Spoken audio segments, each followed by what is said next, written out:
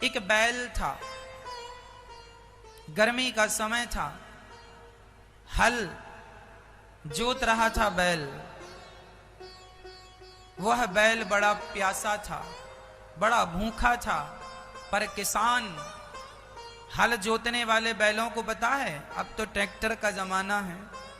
पहले क्या होता था, एक बांस के डंडे में एक कील लगाई जाती थी, आगे की तरफ बड़ी पैनी होती थी, वह बैल को चुभोई जाती थी, तब बैल चलता था। एक बैल था, बड़ा प्यासा था, बड़ा भूखा था। वह अपने मालिक की तरफ बार बार देखता कि पानी पिला दो, भोजन करा दो, पर मालिक तो खेत जोते जा रहा। उसकी हिम्मत नहीं एक पग रखने की।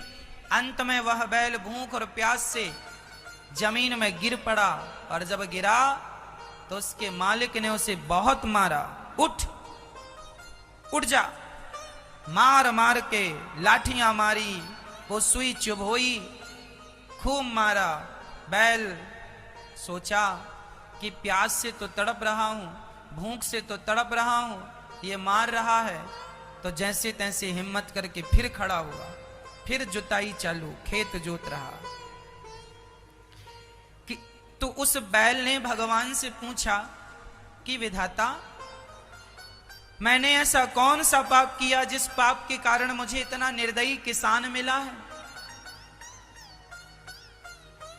ये ना मेरी भूख देखता है, ना मेरी प्यास देखता है, बस काम काम कराता रहता है। हे विधाता, मैं बैल हूं, मैं कुछ बोल नहीं सकता, मुझे बता दे मैंने कौन सा पाप किया है जिस पाप के कारण मुझे ये दंड मिल रहा है। तब विधाता ने कहा, बैल, पिछले जन्म में तू इस किसान का बड़ा भाई था, बड़ा भाई था इसका। अच्छा, ये किसान मेरा छोटा भाई था? हाँ, पिछले जन्म में तू इसका बड़ा भाई था, ये तेरा छोटा भाई। तू बड़ा था, तेरा बाप जल्दी से गुजर गया था, तू बड़ा था, तुझे सब ज्ञान था, कैसे खेती बाड़ी करते हैं, कैसे अपने नाम पे करते हैं। छोटा भाई तेरा कुछ ज्यादा ही छोटा था, भोला था, सरल था, सीधा था। तूने सारी प्रॉपर्टी कब्जा कर ली, अपने नाम कर लिया, और अपने छोटे भाई को फूटी कौड़ी नहीं दिया। तेरा भाई भूखा रहा करता था, तुझसे कहा करता था, भाई वो खेत मुझे दे दे, पिता का है, थोड़ा सा तो हो, तो तू घर से निकाल देता था, चला आया खेत मांगने। तेरा भाई भूखा सोता था,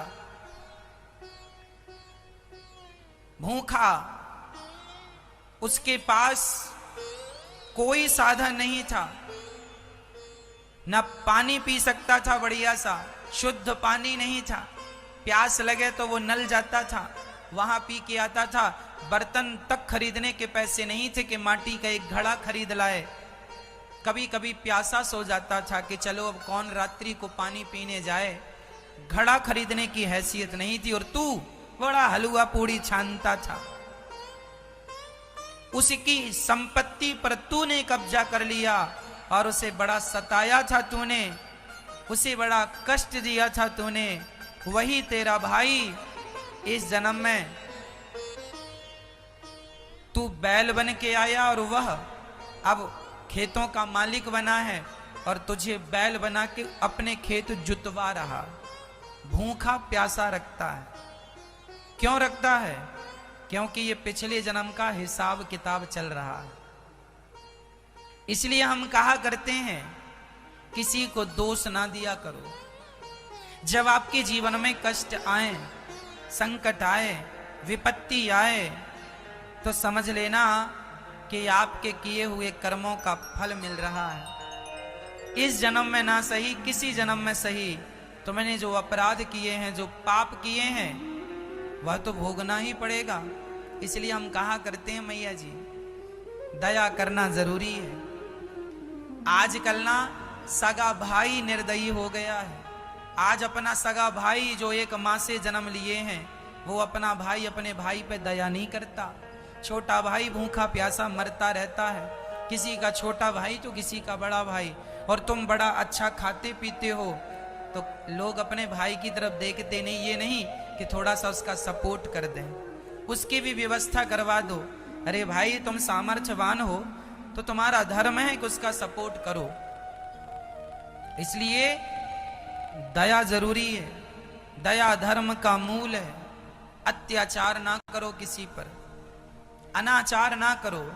तुमने व्यर्थ में, ध्यान से सुनना मेरी माँ, तुमने फिजूल में व्यर्थ में किसी के गाल में एक थप्पड़ भी मारा होगा ना, तो उस एक थप्पड़ का हिसाब ईश्वर की डायरी में नोट है कि तुमने मारा है, अब तुम्हें भी किसी प्रकार वो पड़ेगा, किसी और के द्वारा तुम्हें पड़ेगा। तुमने किसी को गाली दी ना फिजूल में, किसी का दिल दुखाया है ना, कुछ भी नष्ट नहीं होता मेरी माँ। आपको लगता हम तो बोल गए खत्म करो ना, कुछ भी खत्म नहीं होता। शब्द कभी नष्ट नहीं होते। हमने जो शब्द कह दिए वो ब्रह्मांड में गूंजते रहते हैं। शब्द कभी नष्ट नहीं होता, याद रखना। होता है जैसे पानी कभी नष्ट नहीं होता। पानी आपने स्नान कर लिया, स्नान का पानी जाके नाले में, बड़ी नदी में, नदी समुद्र में, वो नष्ट नहीं हुआ। यदि पानी तुमने धूप में रख दिया तो भाप बन के उड़ गया, नष्ट नहीं हुआ, वो वाष्पीकरण हो गया, वो फिर बरसेगा। जैसे पानी कभी नष्ट नहीं होता, उसका विनाश होता ही नहीं, हाँ या ना। उसी तरह तुम्हारे शब्दों का, तुम्हारे व्यवहार का, तुम्हारे अच्छे और बुरे कर्मों का कभी नाश नहीं होता, वो भोगने पड़ते हैं। नाश तब हो सकता है जब आप पूर्ण रूप से अपने आप को भगवान के चरणों में समर्पित कर देंगे। जब आप अपने आप को भगवान के चरणों में समर्पित करेंगे तो आपके पाप पुण्य भी भगवान के चरणों में जाके नष्ट हो जाएंगे और आपका मोक्ष हो जाएगा।